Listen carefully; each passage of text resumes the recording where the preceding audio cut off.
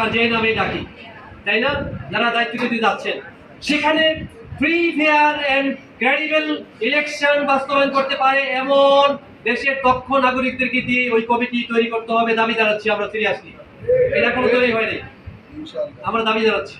এবং সর্বদলের সাপোর্টেড নাগরিকরা ওই অ্যাডভাইজার কাউন্সিলের মেম্বার হওয়া দরকার। আল্লাহর কাছে তৌফিক কামনা করছি।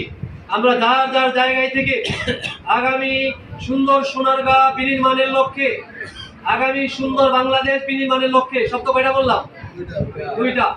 আগামী সুন্দর সোনারগাঁ, মাদক মুক্ত সোনারগাঁ, সন্ত্রাস মুক্ত সোনারগাঁ, দুর্নীতি মুক্ত সোনারগাঁ, বাড়ি দখল, দোকান দখল, গদি দখল মুক্ত সোনারগাঁ, হিংসা বিদ্বেষ হানাহানি মুক্ত সোনারগাঁ, একটা রিজনেবল রিলায়েবল একটা চমৎকার ফিউচার ক্রিয়েট করতে পারে এমন একটি সোনারগাঁ গঠন করবার লক্ষ্যে সোনারগাঁয়ে প্রায় 3.5 লক্ষাধিক ভোটারদের কাছে বিনয়ের সাথে আবেদন, একজন নেতাকে নির্বাচিত করতে হবে যিনি পার্লামেন্টে দাঁড়িয়ে সোনারগাঁ প্রাচ্যের এক সময়কার রাজধানী, ঢাকার এক সময়কার রাজধানী, বাংলাদেশের এক সময়কার রাজধানী, তাই না?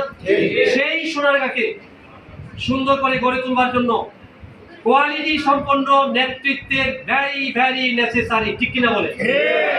থেকে হবে, it is I know, it is I do not know, কোন দল থেকে হবে, কে হবে, it is also I do not know.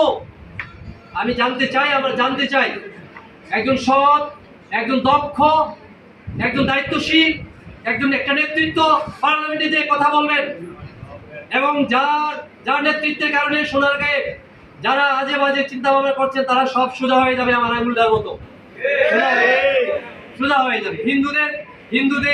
হিন্দুদের মণ্ডপে আক্রমণ করে যারা ইসলামী আন্দোলন, বাংলাদেশ জামাত ইসলামীর উপরে দায়-দায়িত্ব চাপিয়ে দেওয়ার চেষ্টা করছেন, তাদেরকে বিনয়ের সাথে বলবো সোজা হয়ে যান, কিন্তু সোজা হয়ে যান। হিন্দুদের গায়ে হাত তুলবেন না, অমুসলিমদের গায়ে হাত তুলবেন না। ওরাও আমাদের মতো ভাই, ওরাও আমাদের বোন, ওরা আমাদের বন্ধু, ওরাই দেশের নাগরিক।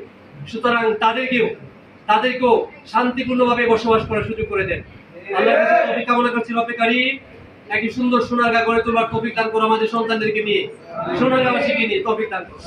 আল্লাহর কাছে তৌফিক কামনা করে তোমরা অনেক ভালো করবে, অনেক ভালো করে পড়াশোনা করবে।